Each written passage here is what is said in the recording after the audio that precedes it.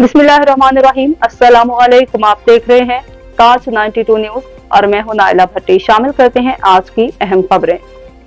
मलीर के पसमानदा इलाके गुडाब के मुख्तलिफ गोठों से ताल्लुक रखने वाले PST और GEST उम्मीदवारों ने सैफ शरीफ बलोच, जान मोहम्मद गबोल, मोहसिन अली जोखियो, मोहम्मद हसन बलोच और दीगर की क़ियादत में अवामी प्रेस क्लब मलीर के सामने एहतजाजी मुजाहरा करके सख्त नारेबाजी की।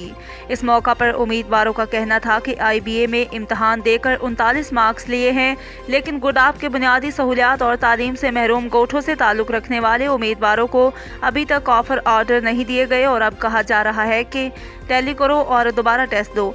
जब उन्हीं मार्क्स पर ग्रेस मार्क दिए कर शहरी उम्मीदवारों को ताल्लुकात और लेन देन की बुनियाद पर कामयाब करार देकर ऑफर ऑर्डर दिए गए हैं, जो मुज़ाफ़ाती इलाकों के उम्मीदवारों के साथ ज़्यादती है।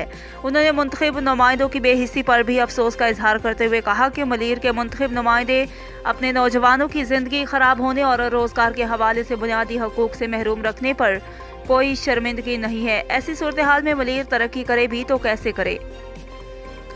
उन्होंने मुतालबा किया कि वज़ीर आला सिंध, सूबाई वज़ीर तालीम और सेक्रेटरी को मलीर के गुडाब वाले इलाकों से ताल्लुक़ रखने वाले बासलाहियत और मेहनती उम्मीदवारों को ग्रेस मार्क्स देकर ऑफर ऑर्डर दें।